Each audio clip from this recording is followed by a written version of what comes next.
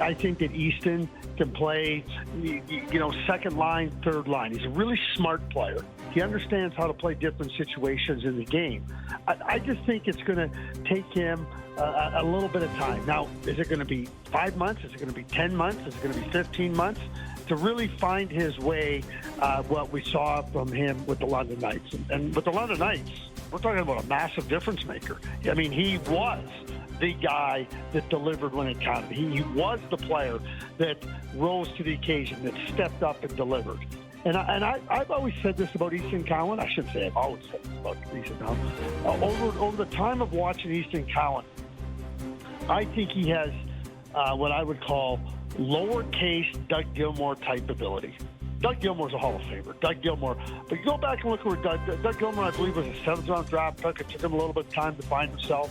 He established himself first and foremost as a defensive player, somebody that could kill penalties and really be a good, smart defensive player. So I think Easton can come in and do that right away. But like Doug Gilmour, I think Easton's got that fire. I think he's got that burning desire. And when the challenges are significant and you got to rise up to him, I mean, Dougie always did.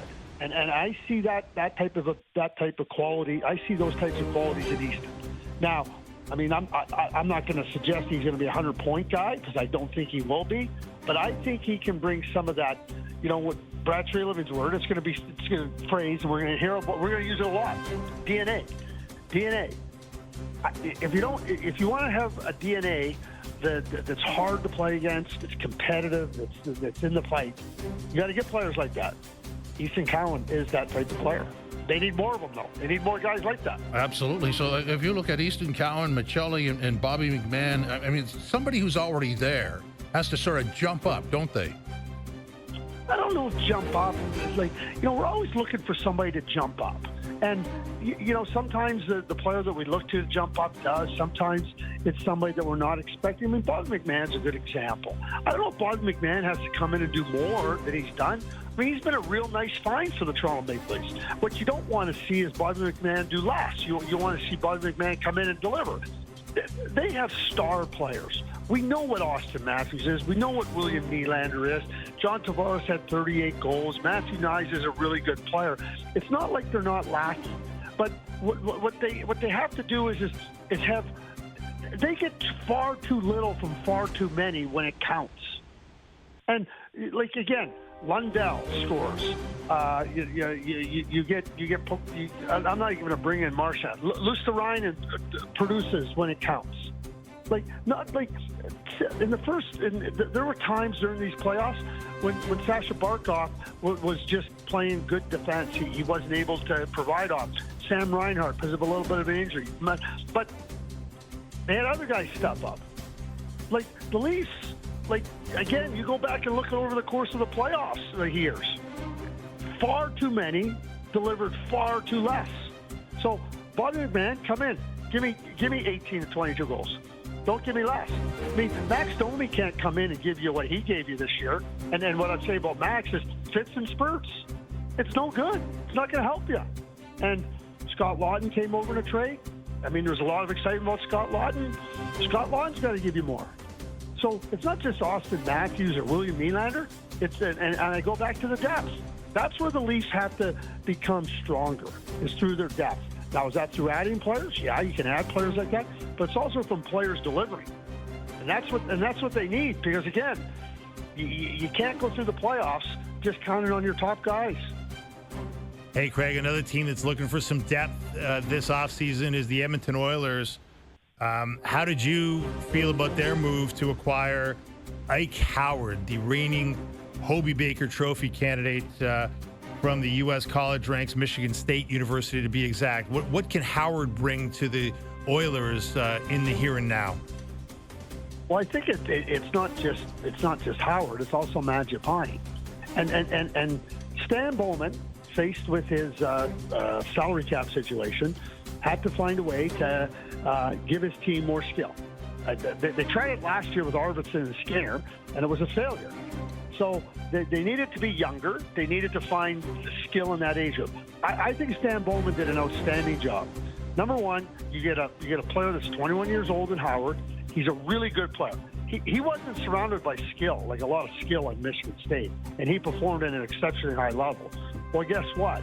Now you got 97/29 playing with him. Howard's a really smart offensive player. He knows where to be, and he knows where to be at the right times. And he knows how to score. What he did last year, not surrounded like a lot of skill, he's going to have a real opportunity. And you got to be a smart player to play with McDavid and Draisaitl, and Howard is exactly that. Mangiapane, smart offensive player, and you put him with good, smart players, he's going to be able to score. If Howard can come in along with Mangiapane and they can get 35 to 40 goals for the $4.6 million they're going to cost the Edmonton Oilers on their salary cap, that is tremendous value. And quite frankly, I think Howard's ready to come in and play. I think he's smart enough to come in and play. We know what Mangiapane can do. I think that Stan Bowman went and found 35, 40 goals for $4.6 million, which is exactly what they needed. And I think that will help ease some of the offensive burden on McDavid, Draisaitl. I think that guys like that can take advantage of them, but it will also take some of the pressure away from Ryan Nugent-Hopkins. He doesn't have to do it as much. I mean, he's a good, versatile player. I mean, maybe Nugent-Hopkins becomes a third-line center now because you have two guys who can play in your top six. You know you have Hyman, and now you can kind of mix it around and see what else you can do. Matty Savoy is another guy on an entry-level contract, fast and speedy, had a really good season in Bakersfield. They needed to become younger. They needed to become faster. Savoy in a trade with Buffalo, Howard in a trade with Tampa Bay Lightning, Mangiapane in a free agent signing. They got more skill, and if those three guys can come in and give them some of that offensive punch, they're going to be a much better. They're not going to be a much better team. They're going to be a better team, and they're going to be a better balanced team. What do you think happens with McDavid, Craig? We've been speculating for a long time here about what his next deal might look like. MJ was on his last hit before he went on summer vacation saying if he was Connor McDavid's agent, he'd be saying maybe, hey, give me a 2-year deal, $16 million per, and I want to see what you guys do to put me in a position to win my cup. Obviously, he can sign for as many as 8 years. How do you see it ending up? Well, number one, the salary cap is going up significantly over the next number of seasons. So players don't want to leave money on the table. If McDavid signs for an 8-year deal, and it's not for, I mean, the most he can sign for, I think, is $19 million, because that's what the cap will be when he signs it this year. So if he signs for $19 million times 8 years, he's leaving money on the table. And I don't think that would be prudent. I don't think that would be wise. Connor McDavid wants to win. Connor McDavid, at the end of season availability, talked about, I want to win and I want to have a chance to win, and not just do it once. He wants the opportunity. So if I was looking at it and chatting with Connor McDavid, I would say, listen, you have great opportunity here. You can put management's feet to the fire. 2-year deal, and let's see what you got. Maybe he says it's a 4-year deal, and that takes a little bit of the heat. But if he only signs for 4, I would also go back and behind the scenes tell management